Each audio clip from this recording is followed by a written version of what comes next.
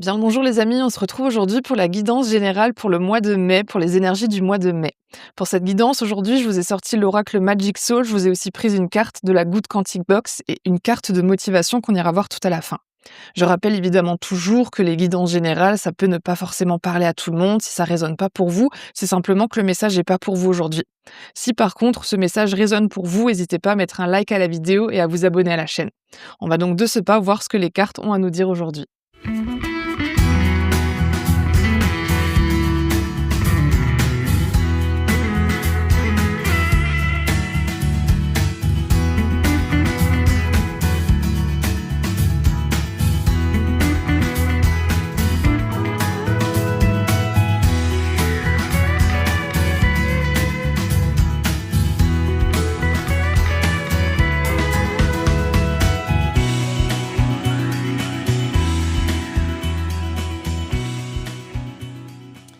Alors, ce que j'ai pour vous aujourd'hui ici, les amis, pour cette guidance pour les énergies du mois de mai, c'est plutôt intéressant parce que déjà, on a eu la carte de la pleine lune ici qui est sortie alors que je tourne cette vidéo un jour de pleine lune puisqu'on est le 1er mai et on est en pleine lune en Scorpion.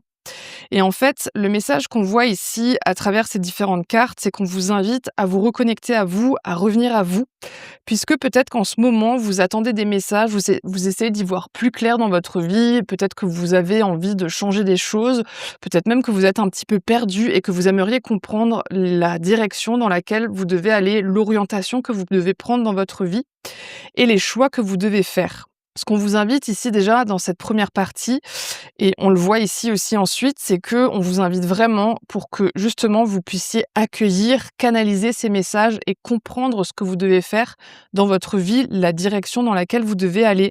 C'est vraiment nécessaire de vous reconnecter à vous. C'est vraiment nécessaire de revenir à vous, de revenir au divin à l'intérieur de vous et aussi peut-être de faire un petit peu plus confiance à votre intuition.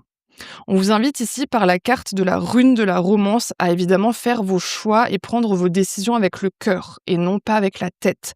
On l'a d'ailleurs même ici, la lune qui est quand même le symbole de l'intuition, de l'introspection, de ce qui est un peu mystique, un peu caché, où il y a vraiment cette notion de il faut faire les choix et se diriger vers les choses vers lesquelles on a envie de se diriger vraiment avec le cœur.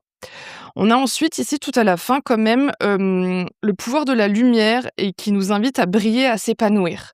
Donc je pense que cette guidance aujourd'hui, le message qu'elle essaie de vous transmettre, c'est que effectivement, il va falloir peut-être un petit peu de temps jusqu'à ce que les choses que vous introspectez encore, que vous essayez d'accueillir aujourd'hui, tous ces messages que vous avez envie d'avoir pour trouver votre direction.